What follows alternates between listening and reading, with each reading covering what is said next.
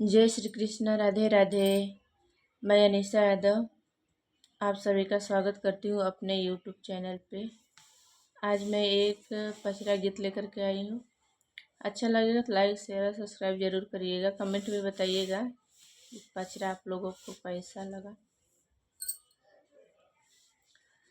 हमरे मयरिया ऊँची नीची सीढ़िया हमसे चढ़ल नाही जाई हो माँ।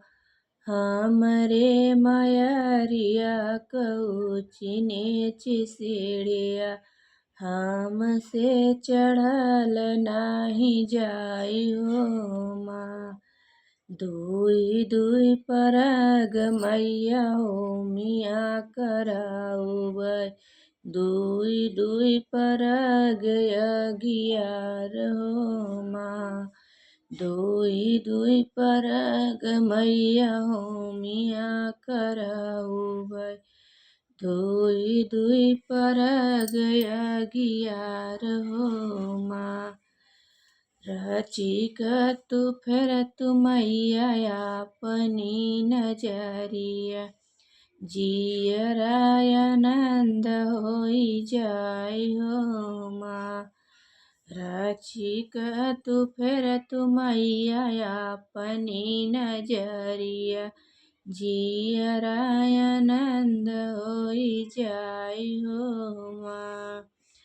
हमरे शीतली मई ऊँची नीची सीढ़िया हमसे चढ़ल नाही जाय हो माँ। हमरे शीतली मई ऊँची नीची सीढ़िया हमसे चढ़ल नाही जाय हो माँ। दुई दुई परग मैया हो मिया कराउबै। दुई दुई परग अगियारी हो माँ। रचिक तू फेर तू मैया अपनी नजरिया जियराय आनंद होई जाय हो माँ। रचिक तू फेर तू मैया अपनी नजरिया जियराय आनंद होई जाय हो माँ। हमरे दुर्गा माई ऊँची नीची सीढ़िया हमसे चढ़ल नाही जाय हो माँ। हमरे दुर्गा माई ऊँची नीची सीढ़िया हमसे चढ़ल नाही जाय हो माँ। दुई दुई परग मैया हो मिया कराउबै। दुई दुई परग अगियार हो माँ।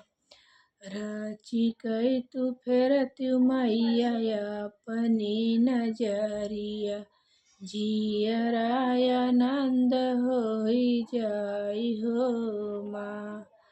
रचिक तू फेर तू मैया अपनी नजरिया जियराय आनंद होई जाय हो माँ।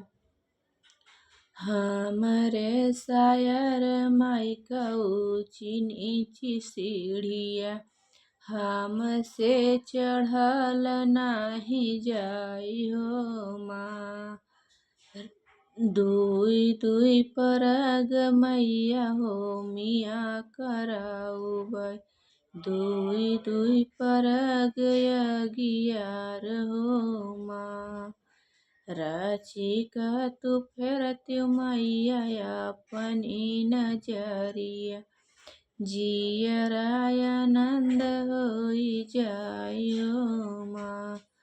रचिक तू फेर तू मैया अपनी नजरिया जियराय आनंद होई जाय हो माँ।